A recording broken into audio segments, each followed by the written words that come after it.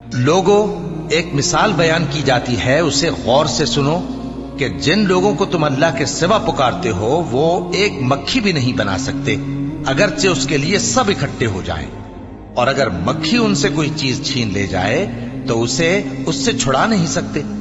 طالب اور مطلوب یعنی عابد اور معبود دونوں گئے گزرے، ان لوگوں نے اللہ کی قدر جیسی کرنی چاہیے تھی نہیں کی۔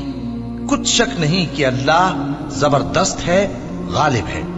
اللہ فرشتوں میں سے پیغام پہنچانے والے منتخب کر لیتا ہے اور انسانوں میں سے بھی۔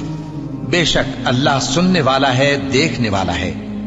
جو ان کے آگے ہے اور جو ان کے پیچھے ہے وہ اس سے واقف ہے، اور سب کاموں کا رجوع اللہ ہی کی طرف ہے۔ مومنوں، رکوع کرتے اور سجدہ کرتے اور اپنے پروردگار کی عبادت کرتے رہو اور نیک کام کرو تاکہ فلاح پاؤ، اور اللہ کی راہ میں جہاد کرو جیسا جہاد کرنے کا حق ہے۔ اس نے تم کو منتخب کیا ہے اور تم پر دین کی کسی بات میں تنگی نہیں کی، اور تمہارے لیے تمہارے باپ ابراہیم کا دین پسند کیا۔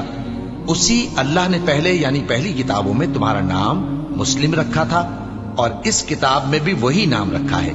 تو جہاد کرو تاکہ پیغمبر تمہارے بارے میں گواہ ہوں اور تم لوگوں کے مقابلے میں گواہ رہو۔ سو مسلمانوں، نماز قائم کرو اور زکوٰۃ دو اور اللہ کے دین کی رسی کو پکڑے رہو، وہی تمہارا دوست ہے۔ سو وہ کیا خوب دوست ہے اور کیا خوب مددگار ہے۔